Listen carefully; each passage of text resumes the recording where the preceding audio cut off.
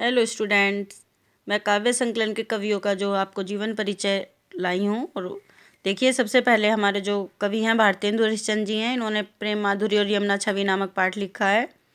इनका जन्म 1850 ईस्वी में काशी में हुआ था। इनके पिता का नाम बाबू गोपाल चंद्र था।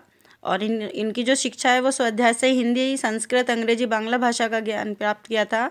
इनकी रचनाएं कहानी के माध्यम से बताइए। सबसे पहले पे वाली जो हैं रचनाएं वो बताइए। जैसे प्रेम सरोवर में प्रेम तरंग हुई तो प्रेम माधुरी और प्रेम मल्लिका प्रेम प्रताप आ गए। प्रेम सरोवर में प्रेम तरंग हुई तो प्रेम माधुरी, प्रेम मल्लिका और प्रेम प्रताप आए। तो इन्हें कृष्ण चरित्र सुनाया तो कृष्ण चरित्र सुनकर तन्मय लीला हो गई और दान लीला हुई। तो भारत में विजयिनी और विजय पताका फहराई गई। ये इनके काव्य संग्रह हो गए। नाटक देखिए, सत्य हरिश्चंद्र और श्री चंद्रावली नील देवी तीन है। सत्य हरिश्चंद्र, चंद्रावली नील देवी ने अंधेर नगरी में भारत दूरदशा देखी तो कहा वैदिक हिंसा हिंसा न भवती। ये ऐसे हम कहानी के माध्यम से नाटक याद कर लेंगे। उपन्यास है पूर्ण प्रकाश, चंद्र प्रभा। और इतिहास है कश्मीर कुसुम, महाराष्ट्र देश का इतिहास, रामायण का समय, अग्रवालों की उत्पत्ति। भाषा शैली, गद्य को इन्होंने खड़ी बोली को ब्रज जैसी माधुर्यता प्रदान करके काव्य की भाषा बनाया है। इन्होंने मुहावरे, लोकोक्तियों का प्रयोग किया है। शैली भावात्मक, अलंकारिक, उद्बोधन और व्यंग्यात्मक शैली के साथ साथ सभी अलंकारों और छंदों का प्रयोग भी इन्होंने अपने काव्य में किया है। इन्होंने प्रेम के विषय में बताया कि प्रेम के लिए हमें त्याग करना चाहिए और प्रेम से हमें क्या मिलता है, क्या हमारा मतलब क्या व्यर्थ हो जाता है। इसलिए इन्होंने बताया है प्रेम मार्ग पर चलना बहुत कठिन होता है। यमुना जी के बारे में बताया। यमुना जी की शोभा सुंदरता का वर्णन करते हुए अनेक प्रकार के वृक्षों, पक्षियों के साथ साथ चंद्रमा की सुंदरता, शोभा का भी वर्णन इन्होंने किया है। अब दूसरा पाठ है जगन्नाथ दास रत्नाकर जी का। जगन्नाथ दास रत्नाकर जी का है गंगा अवतरण। 1866 ईस्वी में काशी में इनका जन्म हुआ था। इनके पिता का नाम पुरुषोत्तम दास था और बीए की शिक्षा इन्होंने प्राप्त की थी। ये जो मृत्यु ऑफ डेट है इनकी वो मैंने रेड से लिखी है ताकि ये भी अलग से याद हो जाए जल्दी से। रचनाएं देखिए, ये भी कहानी के माध्यम से हैं। हरिश्चंद्र ने समालोचना दर्श में हिंडोला झुलाया।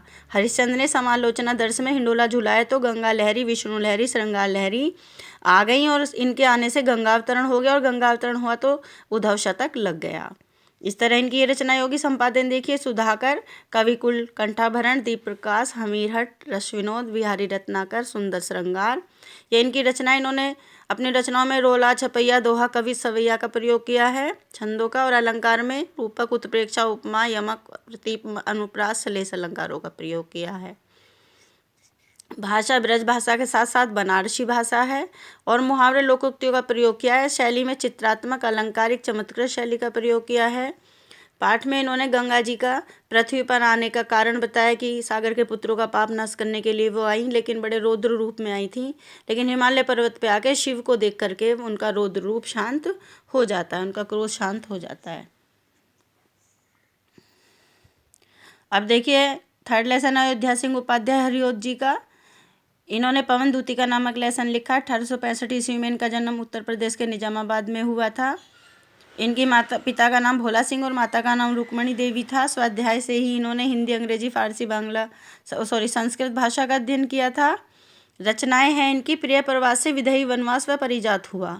प्रिय प्रवास से विदेही वनवास व परिजात हुआ तो चोखे चौपदे और चुभते चौपदे और पद्य परसून ग्राम्य गीत आ गए। उपन्यास है इनके प्रेम कांता के ठेठ हिंदी के ठाठ से अधकिला फूल खिल गया। यानी तीन है ये उपन्यास, प्रेम कांता, ठेठ हिंदी का ठाठ और अधकिला फूल। नाट्य हैं प्रद्युमन विजय, रुक्मणी परिणय। और इन्होंने अपने इसमें काव्य में उपमा, रूपक, उत्प्रेक्षा, अनुप्रास, संदेह, प्रतीप सभी अलंकारों के साथ साथ छंदों का प्रयोग किया है। शैली प्रबंध, मुक्तक, सामासिक शैली का प्रयोग किया है। इन्होंने अपनी भाषा में भाषा के लिए शैली, छंद, अलंकारों के लिए महान काव्य साधना की है। ये खड़ी बोली के प्रथम कवि भी माने जाते हैं। राधा की वियोग अवस्था बताने के साथ साथ इन्होंने बताया पवन को अनेक युक्तियाँ बताई कि वो श्री कृष्ण जी को कैसे गोपियों और ब्रजवासियों की याद दिला सकती है और कृष्ण जी को कैसे पहचान सकती है, ये भी उन्होंने अपने काव्य में बताया है। अब देखिए, राष्ट्रकवि मैथिली शरणगुप्त, इन्होंने केकई का अनुताप लिखा है। 1886 में इनका जन्म झांसी के चिरगांव में हुआ था। इनके पिता का नाम सेठ रामचरण गुप्ता, माता का नाम काशीबाई था। इनकी जो प्राथमिक शिक्षा चिरगांव में हुई थी, हाई स्कूल मैकडोनल्ड विद्यालय में हुई थी और स्वाध्याय से इन्होंने अंग्रेजी, हिंदी, बांग्ला भाषा का ज्ञान प्राप्त किया था। रचनाएं देखिए इनकी। द्वापर में किसान ने भारत भारती में तिरुपतगा के पास पंचवटी बनाई, और पंचवटी बनाई तो साकेत में यशोधरा, नहूस, काबा और करबला का जन्म हुआ।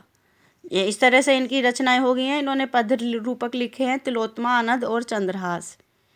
इनकी उपलब्धियां हैं, आगरा व प्रयाग विश्वविद्यालय ने डीलिट मानद उपाधि से सम्मानित किया था। साकेत पे मंगला प्रसाद पारितोषिक सम्मान मिला था, और 1995 में भारत सरकार ने पद्म भूषण की उपाधि से भी सम्मानित किया था। इनकी अनुवादित रचनाएं प्लासी का युद्ध, मेघनाद वध और व्रत संहार।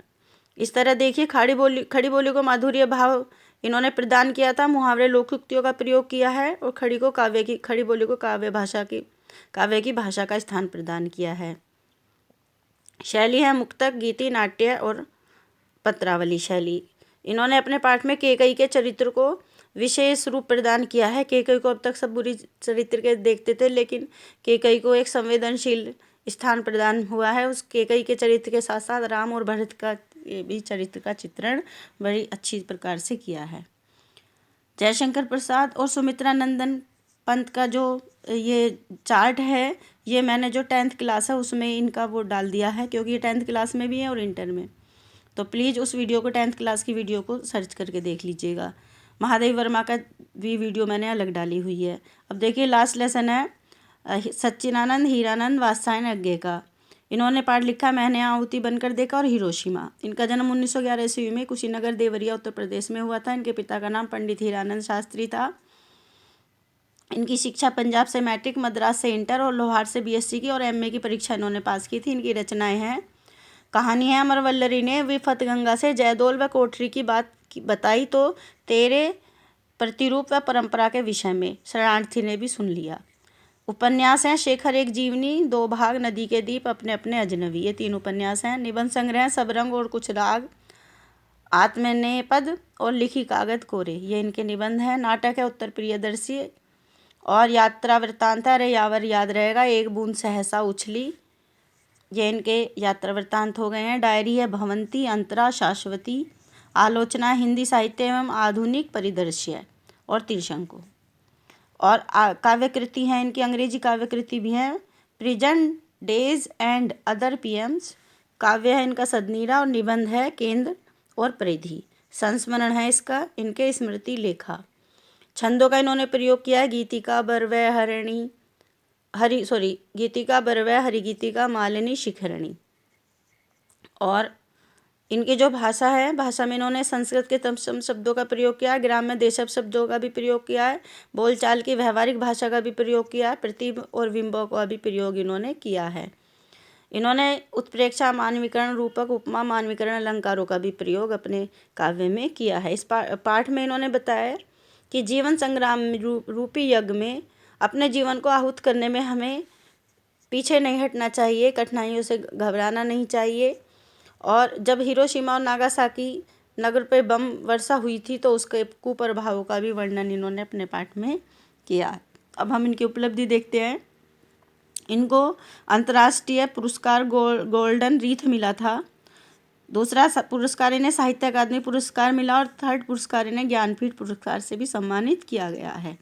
इस तरह मुझे आशा है आप एक चार्ट के माध्यम से सारे लेखकों का पूरे कोर्स का हम जीवन परिचय याद कर सकते हैं, और हमें ये भी पता चल जाएगा कि इस पाठ में क्या है। तो हम क्वेश्चन आंसर जो आते हैं हमारे पेपर में उनका भी हम जवाब सही से दे पाएंगे, संदर्भ भी सही लिख पाएंगे कि कौन से पाठ के कौन से लेख कवि हैं और उन्होंने किस बारे में पाठ लिखा है। तो क्वेश्चन आंसर आसानी से हम क्वेश्चंस के आंसर दे सकते हैं। अगर ये आपको सही लगा हो, समझ आ गया हो, तो लाइक, शेयर और सब्सक्राइब जरूर कीजिएगा चैनल, ताकि मैं आपको ऐसी अच्छी जानकारी, ऐसे चार्ट बना के दे सकूं। और ये सभी कोर्स के लिए, सभी कंपटीशन के लिए हम ऐसे चार्ट बना के याद कर सकते हैं, जो हमारे लिए काफ़ी उपयोगी हैं। और हमें लाइक ज़रूर कीजिएगा, मोटिवेशन के लिए सब्सक्राइब कीजिएगा। Thank you so much.